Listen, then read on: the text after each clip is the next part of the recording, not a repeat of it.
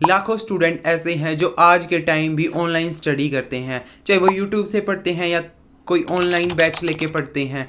लेकिन इन सब के बाद भी कई स्टूडेंट ऐसे होते हैं जो अच्छे से स्टडी करते हैं फिर भी सिलेक्ट नहीं हो पाते हैं, और कुछ स्टूडेंट ऐसे होते हैं जो अच्छे से ऑनलाइन को यूटिलाइज करके टॉपर बन जाते हैं। क्या डिफरेंस होता है एक एवरेज बच्चे की सोच में और एक टॉपर बच्चे की सोच में ऑनलाइन को लेके, इस वीडियो में मैं आपके सामने बताने वाला हूँ। हेलो एवरीवन, कैसे हैं आप सभी? I hope you are doing well. So points to point start करते हैं। सबसे पहला पॉइंट है सिलेक्ट रिसोर्सेज। आपको अपने रिसोर्सेज को छोटा करके चलना है, फिक्स करके चलना है। आपके टीचर्स को, मॉड्यूल्स को, बुक्स को आपको सेलेक्ट करके चलना है। ये नहीं कि आप ब्रीथिंग वाला चैप्टर एक्स टीचर से पढ़ें और जो ह्यूमन रिप्रोडक्शन वाला चैप्टर है वो वाई टीचर से पढ़ें।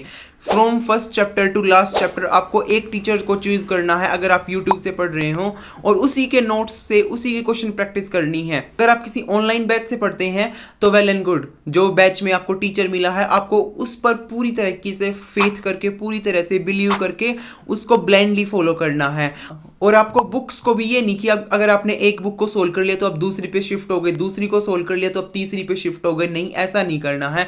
आपको from first day to last day अपने नीट 2025 के अटेम्प्ट तक उसी बुक को कम से कम 10 बार सोल्व कर देना है कि इस बुक में से आपके पास कोई भी क्वेश्चन पूछे तो आप उसका आंसर इजीली दे पाओ। Second point, we have distraction. Online का सबसे बड़ा डिसएडवांटेज यही है कि स्टूडेंट यहाँ पे बार बार डिस्ट्रैक्ट होते रहते हैं। व्हाट्सएप, रील्स और मैसेजेस के थ्रू यहाँ पे डिस्ट्रैक्ट होते रहते हैं। तो इन सब डिस्ट्रैक्शन से बचने के लिए आप क्या कर सकते हैं? सबसे पहला है आपको अपनी स्टडी टेबल और चेयर पे बैठ के करनी है। ये नहीं कि आप बेड पे लेटे हुए हैं, सोफे पे बैठ के आप लेक्चर अटेंड कर रहे हैं, कहीं भी बैठ के आप डीपीपी सोल्व कर रहे हैं। नहीं, ऐसा नहीं करना है। आपको एक प्रॉपर ढंग से स्टडी टेबल पर बैठ के अपनी स्टडी को कंटिन्यू करना है, क्योंकि टेबल चेयर पर बैठने के बाद आपका जो माइंड है वो बिल्कुल फोकस रहता है। और अगर आप किसी टीचर का लेक्चर अटेंड कर रहे हो तो अपने फोन या फिर लैपटॉप में डू नॉट डिस्टर्ब या फोकस मोड ऑन करके उस लेक्चर को अटेंड किया करो। इससे क्या हेल्प मिलेगी? अगर लेक्चर के दौरान कोई मैसेज या कॉल आती है तो आप उससे डिस्ट्रैक्ट नहीं होगे और आपको पता भी नहीं चलेगा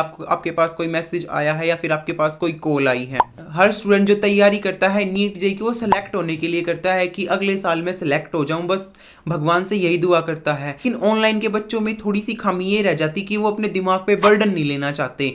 वो एक दिन पढ़ेंगे, अगर उनको कोई लेक्चर समझ में नहीं आया तो दोबारा से फ्लिप कर जाएंगे, या तो फिर वो इंस्टाग्राम की रील्स देखने लग जाएंगे, या फिर वो किसी से बात करने लग जाएंगे, या फिर अपने एंटरटेनमेंट के लिए कोई और वीडियोस देखने लगेंगे।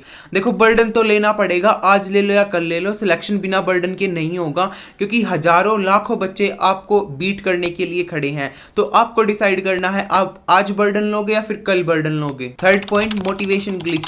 ऑनलाइन में थोड़ा सा ये भी रह जाता है कि आप सबसे अलग एक कमरे में बंद रह के पढ़ रहे हो, तो आपको अप्स एंड डाउन फेस करने पड़ते हैं। आप किसी से उन चीज़ों को शेयर नहीं कर पाते जो आप फील कर रहे हो। तो ये जो जर्नी है इसमें बहुत सारे अप्स एंड डाउन आएंगे। कभी कभी आप लो फील करोगे तो दूसरे ही दिन आप बहुत ज़्यादा हाई फील करोगे कि आप एम्स तक फोड़ सकते हो। और कभी भी अगर आप लो फील कर रहे हो और अगर आपके अंदर मोटिवेशन की कमी है, आप बार बार डिस्ट्रैक्ट हो जाते हो, मोटिवेशन आपके अंदर एकदम से हाई हो जाता है और एकदम से लो हो जाता है, तो आपको ये करना है, जो आपकी स्टडी टेबल है उसके सामने कुछ अच्छे अच्छे कोट्स, मोटिवेशनल कोट्स या पिक्चर्स लगा सकते हो जो आपको मोटिवेट करेंगे कि नहीं, आपको एम्स जाना है। इवन दो आप फोन के वॉलपेपर पे भी अपने ड्रीम की पिक्चर को लगा सकते हो और उस दिन के बारे में इमेजिन करना है कि आपके गले में स्टेथोस्कोप होगा और आपके कंधों पर एप्रन होगा। छोटी छोटी चीजों से ही मोटिवेशन मिलता है, इसलिए छोटी छोटी चीजों में मजा लेना और मोटिवेशन लेना सीख लो। Fourth point, revision time. बहुत से स्टूडेंट ऐसे होते हैं जो पूरा दिन लेक्चर देखते रहते हैं,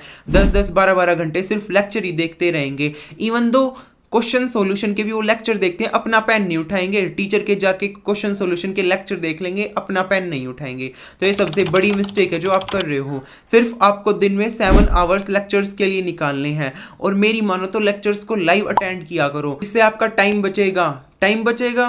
कुछ स्मार्ट बच्चे ऐसे सोच रहे होंगे कि अगर उसी लेक्चर को मैं 1.5x की स्पीड पे देखूं तो उससे मेरा टाइम और ज़्यादा सेव होगा कंपैरिजन टू लाइव देखने से। तो ऐसा नहीं है। अगर आप लेक्चर को लाइव अटेंड करोगे तो आप फटाफट लाइव नोट्स भी बना सकते हो, और अगर आप रिकॉर्डेड लेक्चर को देखोगे तो आपको ये रहेगा कि रिकॉर्डेड है, बाद में देख लेता हूँ, लेकिन उससे आपका टाइम और ज़्यादा वेस्ट होगा। सो मेरी मानिए, लेक्चर्स को लाइव अटेंड करना स्टार्ट कर दीजिए। 7 आवर्स मैक्सिमम होते हैं लेक्चर अटेंड करने के लिए। उसके बाद आपको 4 से 5 घंटे सेल्फ स्टडी करनी है।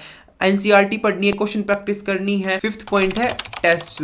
बहुत से ऑनलाइन के स्टूडेंट क्या करते हैं, अच्छे से लेक्चर अटेंड करेंगे, अच्छे से नोट्स बनाएंगे, अच्छे से डीपीपी सोल्व करेंगे, अच्छे से क्वेश्चन प्रैक्टिस सीट सोल्व करेंगे, लेकिन जब टेस्ट की बारी आएगी तो उनका थोड़ा सा भी अगर एक चैप्टर भी रहता है टेस्ट के लिए तो वो पूरे टेस्ट को स्किप कर देते हैं। ऐसा क्यों?